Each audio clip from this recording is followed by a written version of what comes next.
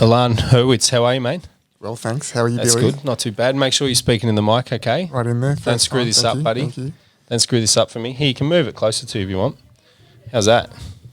Perfect. All right. Excellent. Long-time friend of mine, Ilan. Thanks for coming on the show. Good to be here. Had to Good twist be your here. arm to Thanks get for you having here. me. Yes. I very I'm much here now. appreciate it. All good. All good. This episode, we're talking about conversion rate optimization. Yes. Cool. Yes. And I think you're the right guy to talk to about that. Yeah. Tell us a bit about your history with improving engagement rates and conversion rates on platforms and websites. Yeah. So currently working at Optus, been there for 10 years. Yep. Initial background in product marketing, so looking at profit and loss statements, looking at margin revenue, so those key core business metrics. Then moved into online sales role, where it really got into conversion rate optimization. Cool. At Optus, had some good years there, learning what really works at a big corporate, high traffic, high volume site. Yep. And working with quite a lot of technical developers as well, so also understanding the technical side. Cool. Conversion rate. And then more recently working on the mobile app side of things, so really understanding what works for customers browsing on a mobile. Yeah, cool. So, what I guess we're hoping to get out of today is how maybe some of our customers and some of our listeners that are running e-commerce websites or even service-based landing pages can take the information that you've learnt over the decade or so in improving engagement rates and conversions on landing pages and websites and use that on their own website to help them get more sales. Yeah, so maybe what I can do is give you a basic on conversion rate optimization and then talk about some of the tips and tricks Fantastic. that I've learnt over the years. Cool. So conversion rate optimization at a really simple level is e-commerce is probably the one we know best. Yep. It's just looking at the number of transactions per 100 sessions. Yep. When we say 1% conversion rate, there's been 100 sessions and one transaction. But it's not always transactions. Yes. So the conversion rate that some of your clients might be looking at, especially service-based clients, are more around leads or submitting contact forms or downloading catalogs, for example. And so that's the conversion rate that we talk about. Yep.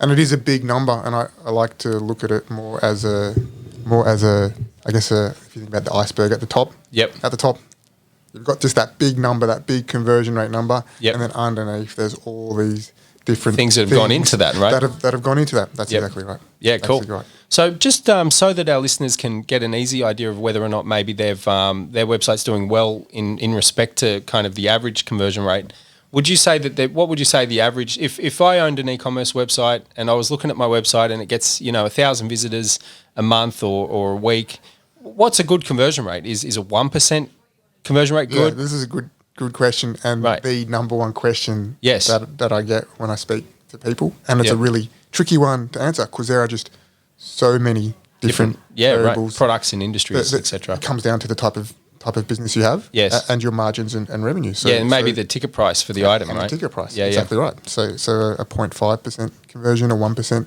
conversion's good if you're selling something for 50 grand. Exactly, right? And you've got the margins in there, and also how much did it cost you your ad spend? Yes, to get that as well. So I think that's the number one thing is conversion rate is a factor of your overall business model and what's the margin and the cost. Yes, but I can answer a question to say for e-commerce you'd like to see a 2 there. In cool. front, typically.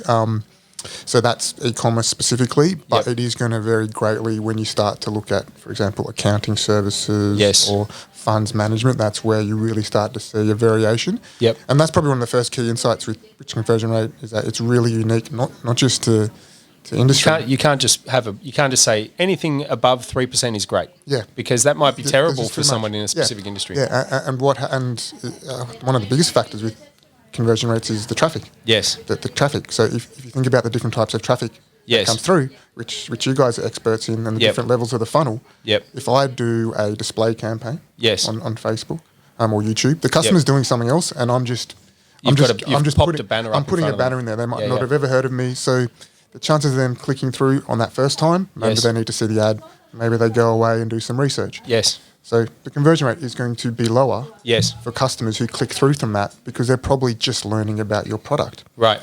Then we look at SEO or SEM, the customer's showing a level of intent, they're looking for the product, so they're more likely to purchase. Yep. So we see typically higher conversion rates with SEM. Yes. And then probably one of the strongest conversion rates are with email. Yeah, and of course, why is email stronger? The customer's been to your site, returning signed up customers, to you, right? they might have purchased. So that's tip. So 1 week, if I send out an email campaign, well, my conversion rate's going to go up for that week. Yes. So this is where it's really important, where you start to look underneath and look at the different segments that ladder up. Yeah, to cool. Different conversion Traffic rates. sources in analytics, for example. But what we might talk about later is how you use A/B testing to try and remove those variables. Yes. And do tests to figure out, no matter what the traffic or the time of day or customer, making a specific change will increase your conversion rate overall. And that's where it gets really, really powerful, because you're getting, if you can increase your conversion rate from 1% to 2%, you're doubling your sales without increasing your traffic. Yeah, cool.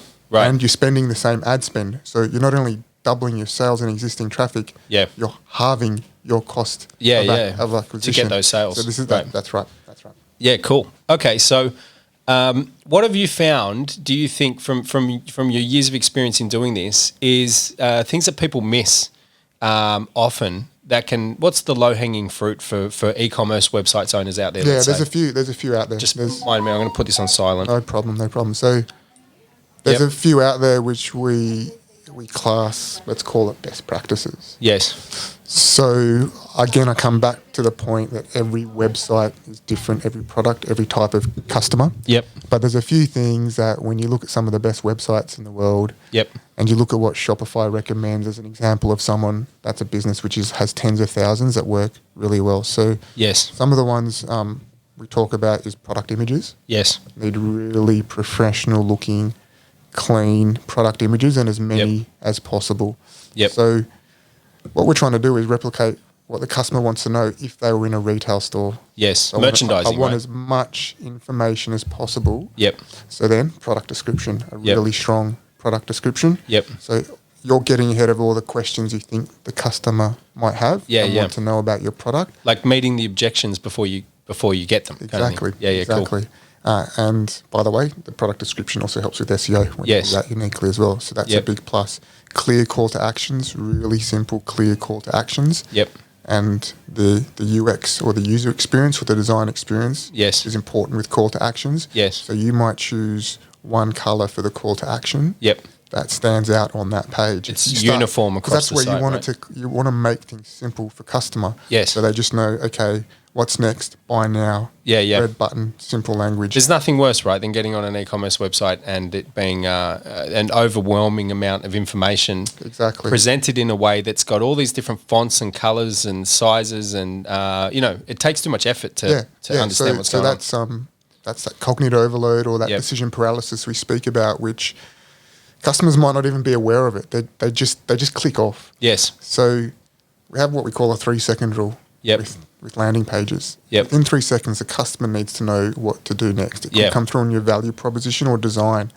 But if you have it, you think about how you might browse on your phone. Yes. You think about how people these days have 20 different tabs open. Yes. The attention span online is getting shorter and shorter. So you have a very, very limited window for customers to take action. Yes. And you can make that easier for them by doing things like clear call to actions and just really simple, clean layout as well. So that's cool. That's some of them. The other which is something that's probably way more important than people think.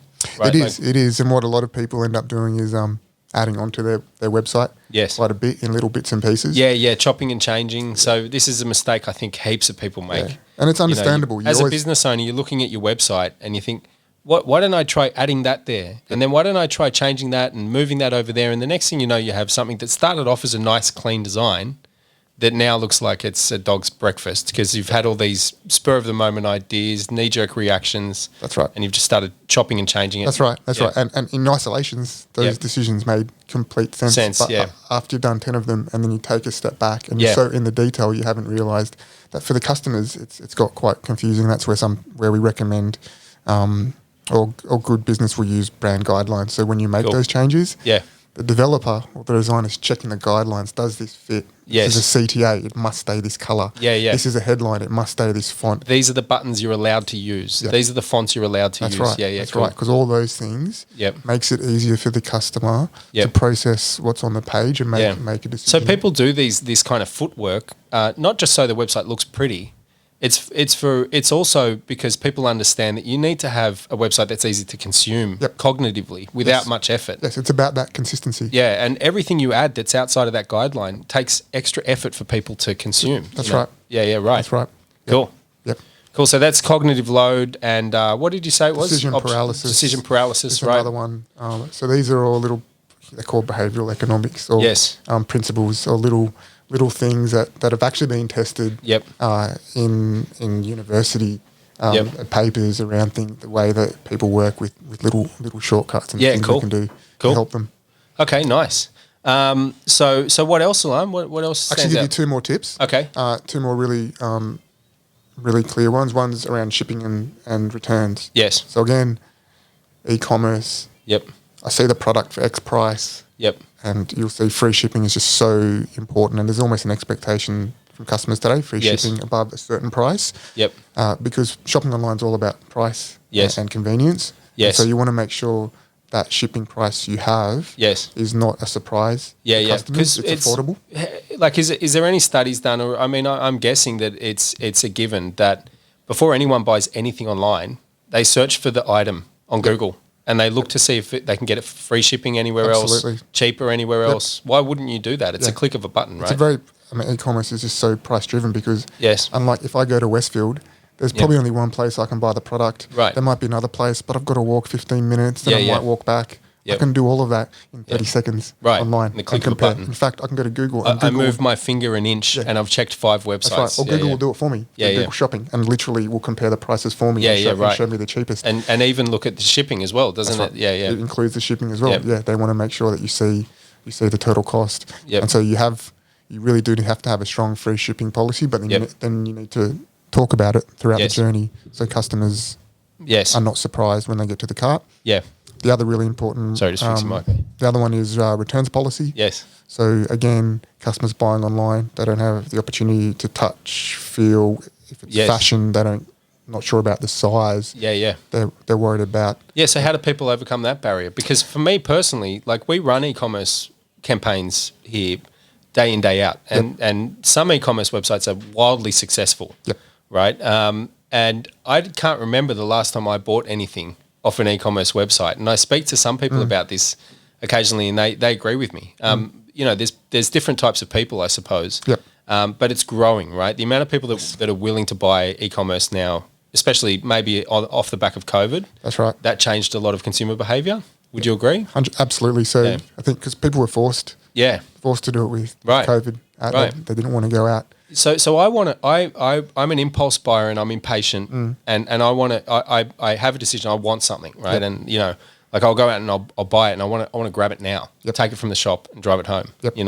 So how do e-commerce website owners, if you've got any experience with this, like, or you just having had a look through, e-commerce websites, how do you think people overcome that barrier?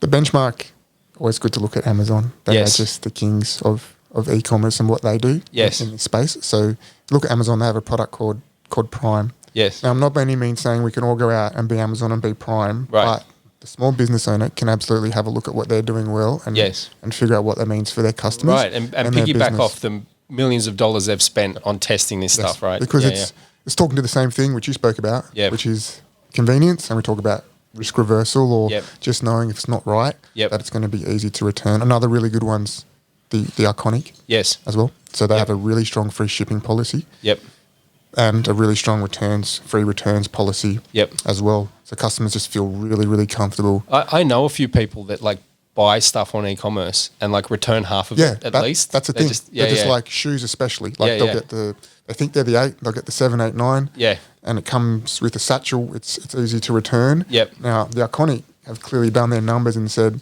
that's okay. Yeah. Because as a result of this convenience, that's right. As a result of offering this risk reversal and the convenience for the buyer, we're going to get more sales. They have that loyalty. They actually charge a bit of a premium, the Iconic. If you compare them, they're not always the cheapest. But people still choose them because of that convenience around shipping and returns. And shipping speed too is probably pretty important. So I don't know if you've tried Amazon Prime, but it's just an amazing experience. Like next day, is it? Yeah. Like you can order like 6 p.m., 5 p.m. and it'll be with you midday. Yeah, that's midday crazy. The next day. I've never been through that experience myself, but it's I'm almost like that's a big selling point for me because I'm so impatient. Yeah, like it's it's a great experience. If I go and buy something, they're like, you're gonna have to wait 2 weeks. I'm like, I don't want it anymore. Yeah. It just sucks. No, that's 2 weeks is it's too late. Speed is critical. It's pretty critical as well. So that's where the next level is, okay, you've got a really good shipping or returns policy. Yes. That works for your product and your financials, but you need to shout about it. Yes. You need to let customers know. If it's next day, free express delivery. Yes. If it's order by 12 p.m, get it the next day. You got to put that top and center. Yeah. And I often see with returns and refund policy, they're quite wordy and legalistic. Yes. They talk about consumer law, which does have its place on the site. Yes. But the best companies start with really customer-friendly language. Yes. We want you to be happy with our product. Yeah. If you're not happy, no stress. We have an easy returns policy. Yeah. And then they list all the conditions. But just those little things, just letting the customer know. Just that emotional reassurance, low cognitive load. It's like, here it is. This is the deal. Cool. Yep. One more for you. Yes. One more hot tip, abandoned cart emails. Okay. That's if you're with Shopify, it's very easy. Yeah. But most email there's just a setting in there, right? Yeah. Just send to the customer 4 or 10 hours later. Why do people fill out their details and get to that point of sale? Like they've already done the hard part with the shipping address and the email and the name and, all that stuff. And then at the last point, because we see this a lot too, it happens on e-commerce heaps, right? Yep. It's like, okay, now you need to pay. Yep. This is the point of commitment, right? This is like what did you call it? Crossing the Rubicon. Yeah, crossing the Rubicon. Right? You cannot go back now. You're spending money. You're spending money. So I guess that's kind of answered the question. It's that point where you have to fork over the cash. Yeah. But you'd think that they would have made that decision before they filled out all their details and like subscribed to the site, signed up an account. Yes. It's a good question. Maybe I know that we've talked about this. If people leave shipping to the last minute as well, like the shipping costs are not made clear, that can be a reason for that, right? The other one is the payment options being clear throughout. Yep. So PayPal, for example, there's different ways of presenting PayPal through the cart. You have express checkout. Yep. So making sure that that's clear. The customer's like looking for it. Where is it if it's later on? Yep. The shipping costs is one. Yep. The customer just might simply have had some trouble filling it out. Yep. So depending on this type of site you have, if it's custom code, then some companies like Shopify, you can't change the cart or checkout too much. So they're quite unless you're on their big $2,000 a month. Exactly. But custom code, you've done it yourself. There is a risk that maybe a form's not working properly. Another one is having things like address auto completion. They haven't found their address. So that's another tip. We talk about heuristic analysis and helping customers just make things easier. Solve the problems. Having an address autocomplete. So I start typing an address and it just popped down. It's so simple, but a lot of sites don't do it. Customer can't find their address. Something goes wrong. And the other one, people do drop out because it's mobile or desktop. Like people on the bus and they get off the bus and they don't. Or going through a tunnel or something. Whatever it is, and that's where the abandoned cart. Because you're right, they're that close. That's why you can see quite strong. Or the payment declines because they've already done too much online shopping and they've got they money went to Afterpay, for example, and the Afterpay account. So little things maxed like out. that. How much of a difference do you think Afterpay makes to e-commerce websites? It's massive. It's huge. They people think about it as a payments platform. Yes. But for a lot of sites, it's also a marketing. That's what they call themselves, right? They do. Marketing platform. And they are. I think they are. People see when they add Afterpay 20-30% of sales for Afterpay or more. It does vary a lot depending on the type of product and the type of customer. It's used a lot by Gen X, Gen Y. They love that. There's a whole theme now. People to the big boring banks, they want to charge us credit. They want to charge us interest on credit cards. So people like Afterpay. That's the old way, man. It's the old way. That's on its way out. People don't want to be owing the bank money and have that debt. Afterpay helps them manage their costs in a different way. But the most powerful part of Afterpay is what we call hyperbolic discounting. It's another behavioural economic principle where we put more value on what we can have now. And Afterpay taps into that because I don't have to pay for it. Isn't like money today's costs more than money tomorrow. Money today's worth more than money tomorrow or something like that. Yes, that's right. I put urgency on what I can have in the short term over the long term. That's why. Which again, to me, man, this is like I'm not in that demographic I at all. Like I don't even have a credit card because I just hate the idea of Yep. Like, you know what I mean? Getting a car loan for me was a big deal. Exactly. I just don't want to get into debt. And people are really aware of like that can, end up costing you when you get into that debt. Yes. So Afterpay, cool, I can get the $100 item, but I only have to pay $25 now and I get to enjoy it tomorrow. But it's not hurting me. I'm not paying any extra interest. Yes. It's just allowing me to manage my money in a different way. So a lot of people will shop only because of Afterpay, or they will start at the Afterpay. I've seen search queries in our campaigns that we run where people type in like maybe they're looking to buy body piercings, like nipple ring Afterpay, you know what I mean, or like candles Afterpay, candles online Afterpay. People are actually searching for it. You look at all the big e-commerce sites and they talk about Afterpay because it's letting customers know. We put it in a lot of ad titles now, or meta titles you don't run a Facebook ad for an e-commerce website without saying Afterpay available. People will start at the Afterpay website first and say, and there's an Afterpay Day now, and there's Afterpay Facebook pages with hundreds of thousands of people. So there's a whole community and brand around it as well. Yeah. So having Afterpay is probably crucial, right? Yes. For e-commerce, I think they do charge a higher transaction fee. Yes. So a credit card or PayPal could be around 2%. Afterpay can be 5-6%. Okay. So that does come into your margins. Yep. But if you're selling more because of the fact you've got it. Exactly. The overwhelming popularity, the amount of businesses that have added it, clearly it's adding additional sales, particularly if you are an e-commerce site with repeatable purchases. Yeah, cool.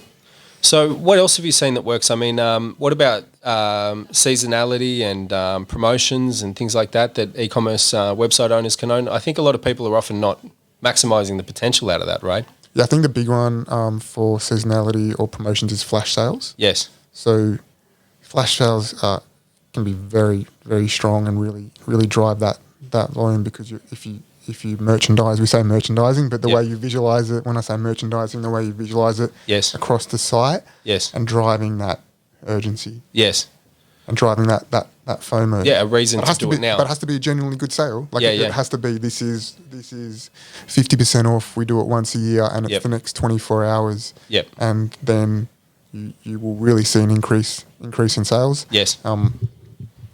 And the evidence of how successful these have been, if you look at in recent years, Black Friday, Cyber Monday, Click Frenzy Day, there's even an Afterpay day now. So these really sharp, quick events have been proven to really... I remember when Click Frenzy came out, it was like 10 years ago now. Their website crashes every year. Maybe you can help them out with some server space or something. Yeah. But every year they just seem to... when they run a big promo or something? On the Click Frenzy Day, the site crashes. Goes down. Because so many people go, but it's happened a few times. And it's like... Yeah, right. So people that did not think that they needed anything see a Click Frenzy ad and decide they're going to go and buy a ton of crap because it's on special. Like there's a deal going, right? Which is just exactly right. So funny. But exactly. All right. So there's what about other ways of driving traffic to e-commerce websites that you know of? I know that some e-commerce websites use things like Oz Bargains. Yeah, that's Oz Bargains is a really good one. So there's a few key ones that every e-commerce site should look at or try, and I think try is the key one. Again, every product and type of customers are different, and what you want to do is try out different channels and techniques. Yes. Figure out what works and then double down on that. It's very challenging for a small business owner or agency to know where to go first. You kind of go on. You have to be sort of agnostic about it, right? You have to just really try everything. Yeah, until you can really scale, depending on where your business is at. If you're at the growth stage or more of a maturity phase, and obviously depending on the dollars or the internal resources, you can't do it all. There's just simply too many digital marketing options out there at the moment. But what you can do to complement your paid spend, Ozbargain. So Ozbargain is constantly ranked as one of the top 10 shopping sites in Australia. Yeah, cool. It's not even. Really I've seen some e-commerce websites get like tons of traffic from that. It can do so well. So because they actually make sure that your offer is legit. Right? Like they'll go to the Wayback Machine, look at a version of your website a month ago. And verify that your price has actually dropped. You're not just saying that it's a deal. Exactly right. Yeah, and that's why it's so popular because they aren't paid. Yes. They do have advertising, but that's not their deals. Their deals are purely posted by the community. As a business, you can post as well, but when you post, it says associate. Yes. So you're still letting people know, hey, here's a great deal, but by the way, I work at the company, and it is free to post. Yes. And then number one objective is just and people vote on the deals. Yeah. And so it's top 10 shopping websites. You don't even buy from it. Yes. When I say top 10, it's like up there with the eBays and with the Iconics in terms of traffic. Yeah. And it can be very strong if you've got it. It's another example of this business that like makes all this money out of e-commerce and it doesn't even have an e-commerce website. Yeah, well, Uber doesn't have any cars or what's that? Airbnb doesn't have any properties. Yeah. That's right. Yeah, 100%. One of these sort of aggregate they aggregate traffic, data. That's data, right. They're getting the buyers and the sellers together. Yeah. Yep. Ozbargain doesn't actually sell off the site. They make some money off, I think, a bit of advertising, but a good deal on Ozbargain will get you a truckload of free traffic, and it's a deals website. Everyone's looking to buy, so it's warm traffic. It's people looking to buy products. Exactly. Cool. Exactly. So that's one. The other recent trend, which really started to take off in 2020 and continues in 21, is shop back or cash rewards. Yes. So for a customer, you sign up with, I'll take Shopback as an example. I sign up with Shopback. Yep. And then if a retailer is with Shopback, yes, then I can get a percentage back on everything I spend. Yeah, so cool. I go to the Iconic, I spend $100. Yep. And they might have 5%. Yeah, so cool. I spend $100 and then $5 comes back. You do this over the course of a year, and you end up with a couple of grand in your potentially, right? Yeah. So and are any big, like, is Coles and Woolworths on there, or they have a little bit? I think with their gift cards. Okay, cool. But all the big retailers are there, and you can choose the percentage. So it could be 1%, 2%. Again, it comes back to your return on spend, but customers love it because they see that dollar coming back into their. It's kind of like it's almost like Qantas points or something. And it's a bit like a Afterpay in the sense that customers will start at Shopback. Yes. Cool, I want to find a deal today. Yes. I'm going to start at Shopback, which I need a new pair of shoes. Which shoe retailers with Shopback? What's the percentage of? Yeah. So it becomes it will influence their decision about where to go to buy these things. Exactly. It's not just about the discount. Yeah, at the end, it's about the reason for them coming there. For the retailer, it becomes another marketing channel. So that's a super powerful one as well. Cool. So maybe for the listeners, Ilan, let's say if we take a situation where you've got an e-commerce business owner, they're turning over $100,000 a month in sales, and they've tried turning up their ad spend, they've tried doing some social stuff, and they're not really kind of being able to break through that glass ceiling, but they know the market's there.